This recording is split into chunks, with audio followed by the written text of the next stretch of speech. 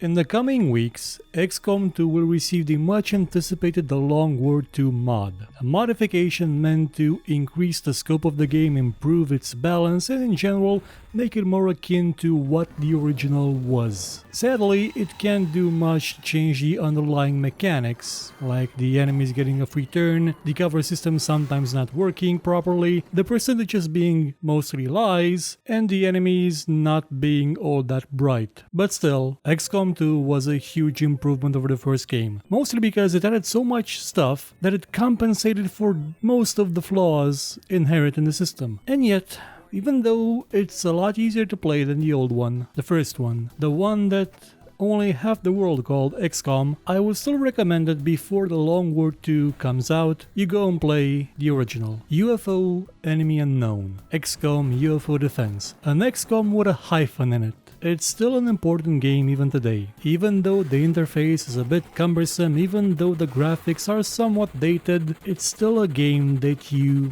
must play. And now I'll spend the next 15 minutes explaining to you why. What made the original XCOM, the one with the hyphen in it, so grand? I would say that it's the way it was made first and foremost. As a natural evolution of an idea, the XCOM reboot was made more as a reaction to people not liking the shooter reboot of the series. Now, the publisher will tell you that no, XCOM, the strategy game, was in development since the get-go, since they announced the shooter as well. But after seeing the end result, I just can't bring myself to believe that that's actually true.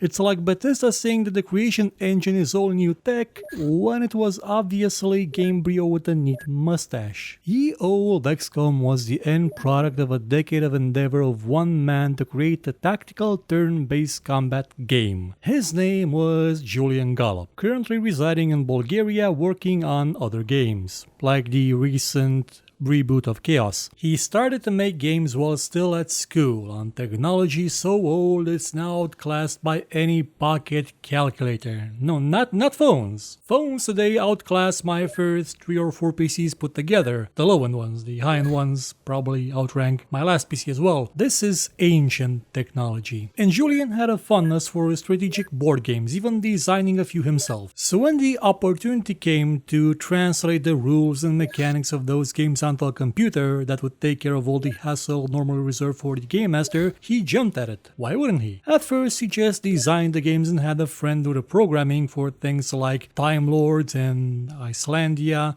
on a very old BBC Micro, but then he started learning programming by himself. Remember, this was back in the early 1980s. There were no such things as game engines that you could get for free on an internet full of tutorials. There wasn't even such a thing as MS Paint or anything powerful enough to run MS Paint for that matter. There was BASIC and the ZX Spectrum. And in that defunct programming language on that legendary machine, he made a game called Nebula, one of the first of his games to actually be published. It was a local multiplayer game where you try to expand the space empire. Think of it as a primitive Master of Orion, a really primitive Master of Orion. That was in 1984, the same year he made the first step into turn-based tactical combat games. There was something about a certain miniature board game called Snipe that resonated with him. It offered the option of using different firing modes such as quick snapshot or fine aim, the action point cost increasing with the accuracy. Julian thought that this kind of system made for some very interesting decisions that offered a fine balance between risk and reward. Thus, he had the basic idea for his next game, Rebel Star Raiders, a tactical turn-based game that let you control a limited group of characters, each having different statistics through a series of missions in outer space. In it, you could see the first elements of an XCOM game. In a primitive stage, surely, yet very familiar. He continued with a game called Chaos, which was not really all that similar and is the one that got the recent remake. And then came 3 consecutive games that were only turn-based tactical squad combat games: Rebel Star, Rebel Star 2, and Laser Squad. Each iterated upon the previous one, each refined the gameplay, each added new and better mechanics, and each contributed to the experience of Julian Gollop as a programmer and as a game designer. He had worked on the concepts of this kind of game for over 4 years. If you tackle anything for that long, you tend to have an insight into how it can be further developed. And he did.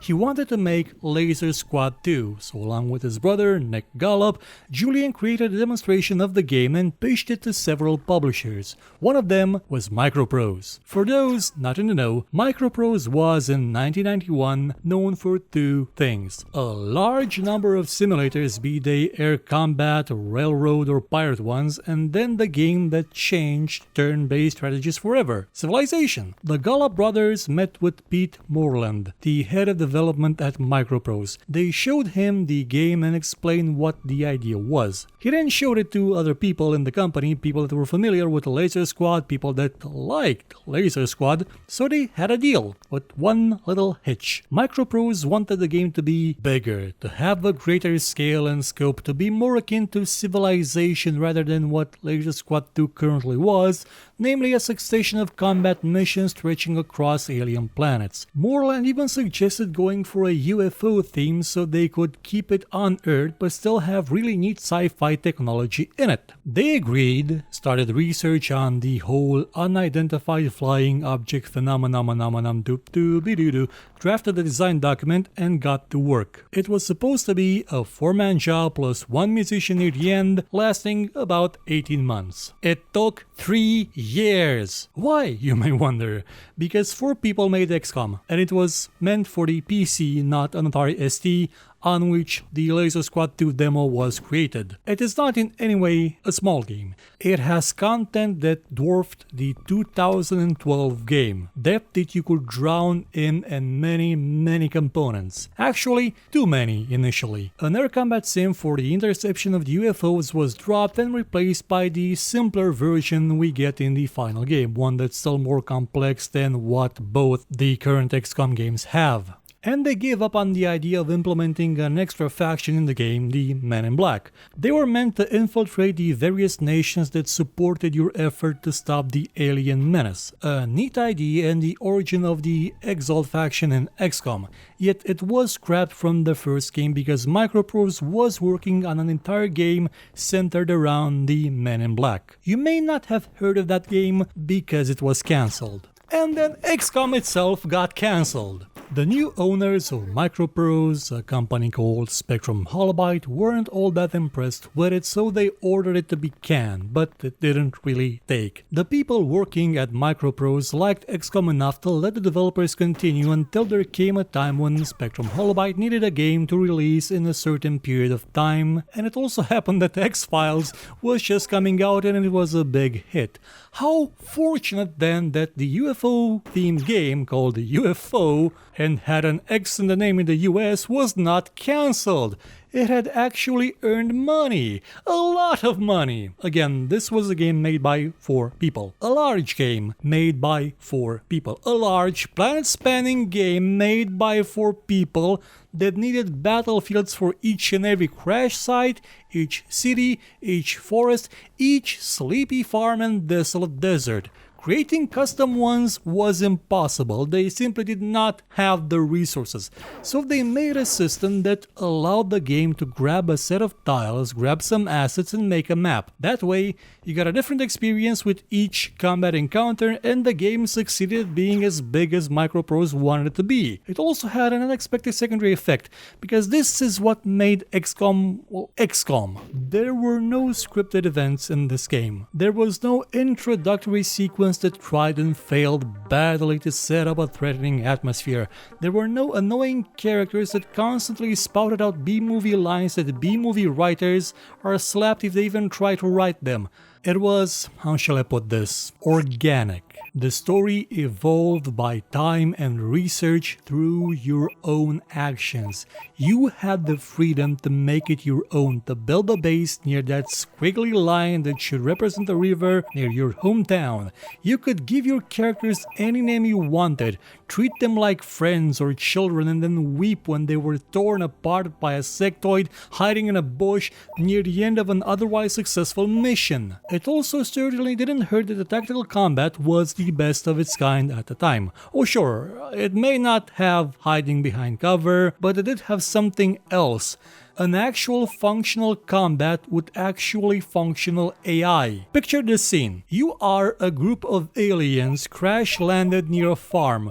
You see a really big transport ship about to land. What do? A. Do you spread around the map in small groups that can be easily picked off like you're some kind of MMO random mob? Or B. Ambush the primates at their landing spot, and if that fails, run around the map, hiding and picking them off one by one from the shadows. Which one of these best sounds like something out of an alien horror film? I'll give you a hint.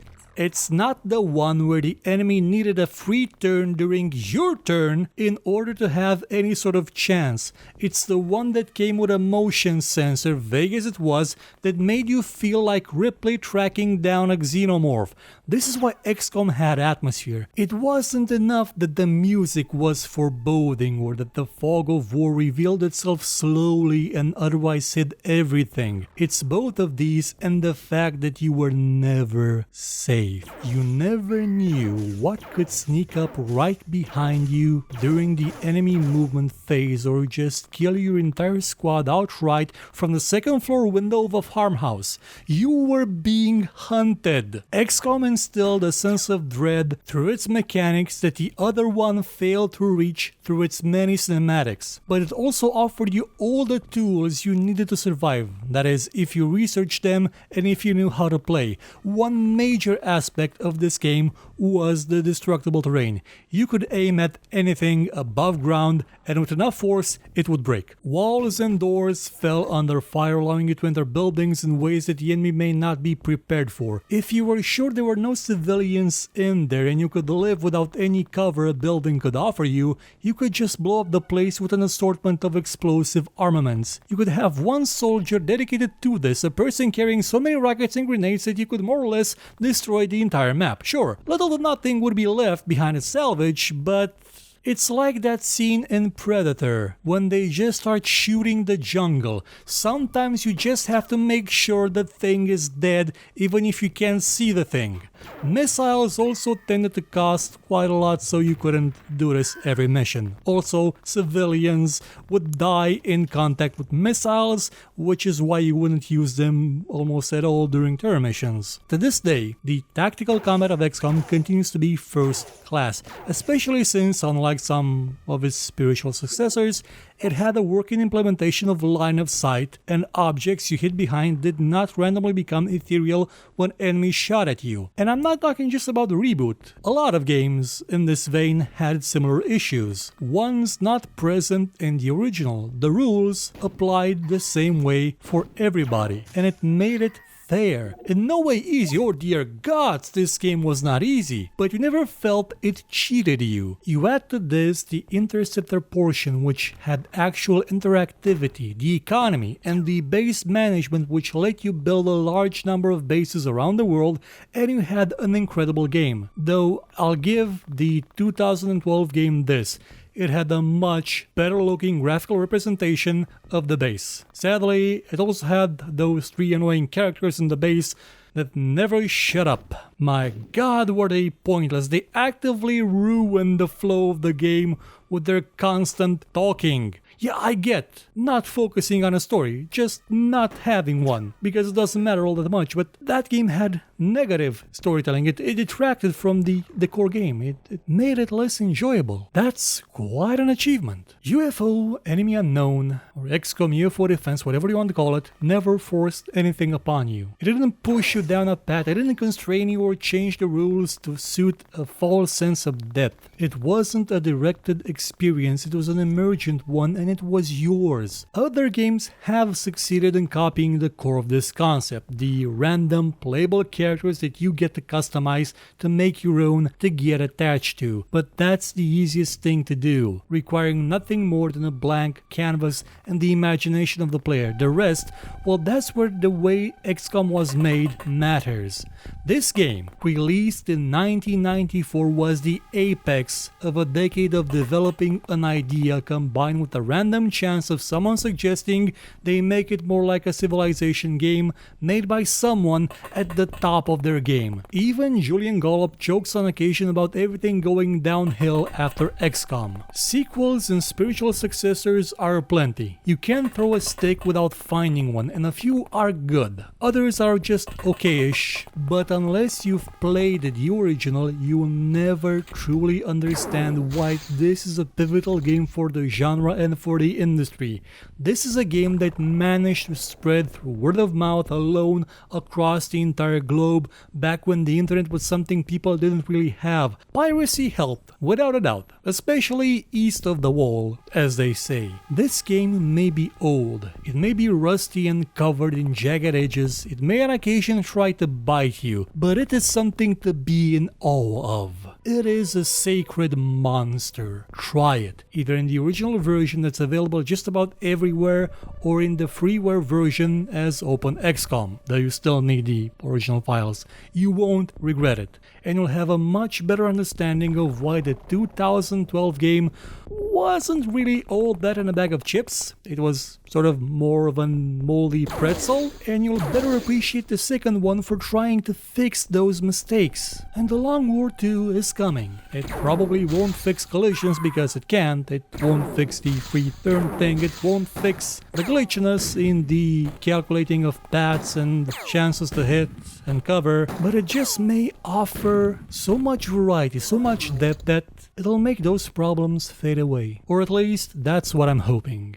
Thank you for watching this show. If you enjoyed it, please consider watching some of our other videos and maybe sharing them or giving a thumbs up if you feel like it. And if you really liked what you saw, please check out our Patreon page. For just $1 a month, you could help us make much better shows and get some rewards in the process. Or you could consider buying my book called Tale of Doom. Volume 1 is out now and available for just $2. And as always, if you thought it was horrible, you know where to find me and complain about it.